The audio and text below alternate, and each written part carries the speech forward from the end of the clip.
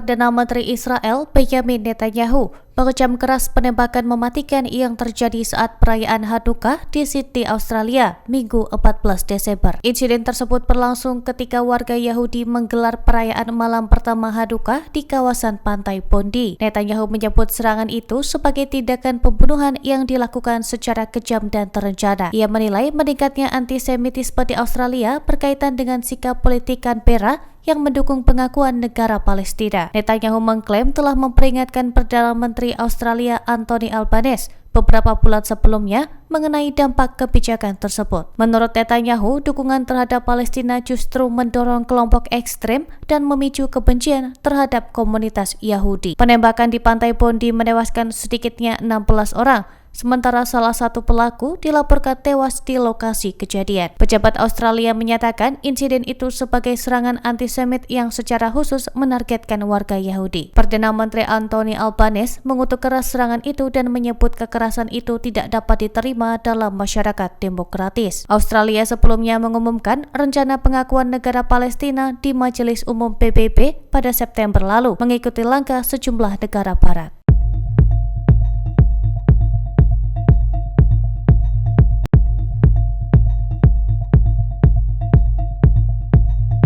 Citra satelit terbaru menunjukkan militer Israel masih melakukan penghancuran bangunan di wilayah Gaza. Data tersebut dianalisis oleh lembaga pemeriksa fakta Sanad milik Al Jazeera. Penghancuran terjadi di wilayah yang dikuasai Israel sejak kejahatan senjata dengan Hamas mulai berlaku. Hamas menilai tindakan itu sebagai pelanggaran langsung terhadap kesepakatan kejahatan senjata. Sejumlah pakar hukum dan pejabat PBB menyebut penghancuran infrastruktur sipil berpotensi merupakan kejahatan perang. Citra satelit menunjukkan pembongkaran terjadi antara awal November hingga pertengahan Desember. Wilayah yang terdampak meliputi Sujaya dan Tufah di kota Gaza serta Rafah di selatan. Sanad juga menemukan indikasi pembangunan pos militer baru Israel di Tal Al-Za'atar, Gaza Utara. Israel hingga kini masih menguasai sekitar 58% wilayah Gaza sejak kejahatan senjata diberlakukan. Kementerian Kesehatan Gaza melaporkan ratusan warga Palestina tewas akibat serangan Israel pasca kejahatan. Secara keseluruhan, lebih dari 70.000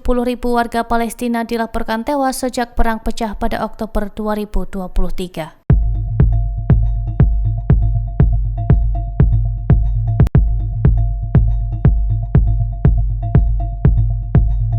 Kerabat Rose Behfadi, ilmuwan nuklir Iran yang dieksekusi pada Agustus 2025 lalu, mengungkap dugaan penyiksaan berat yang dialami sebelum kematiannya. Pengakuan tersebut disampaikan oleh anggota keluarga bernama Fahid Razavi kepada media Iran internasional. Rosbeh ditahan selama sekitar 18 bulan setelah dituduh menjadi mata-mata Israel. Selama masa penahanan, Rosbeh disebut mengalami penyiksaan fisik hingga tulang kaki dan tulang rusuknya patah. Ibu Rosbeh juga dilaporkan ditangkap dan dipenjara oleh aparat keamanan. Penyidik disebut memotret sang ibu dalam tahanan dan menunjukkan foto tersebut kepada Rosbeh untuk memaksanya mengaku. Rosbeh diancam bahwa ibunya akan disiksa jika ia menolak mengakui tuduhan spionase dan menolak tampil dalam wawancara televisi. Rosbeh yang bergelar doktor teknik reaktor diketahui pernah menulis makalah bersama ilmuwan nuklir Iran yang tewas dalam konflik dengan Israel pada Juni 2025 lalu. Ia dihukum karena dituduh membocorkan informasi rahasia kepada Mossad, tuduhan yang menurut keluarga dipaksakan. Rose Behfadi dieksekusi mati pada 6 Agustus 2025 dengan pengakuan di televisi pemerintah menjadi dasar utama vonis.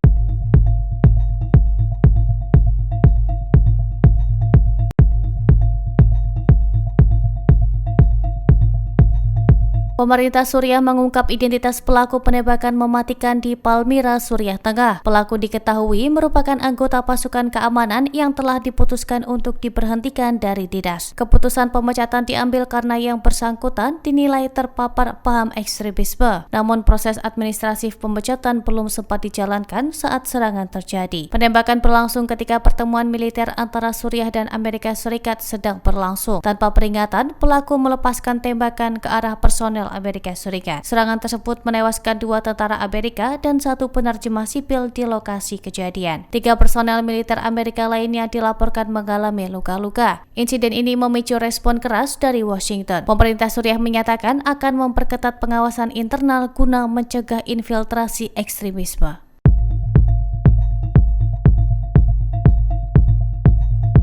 Download Tribun X sekarang. Menghadirkan lokal menjadi Indonesia.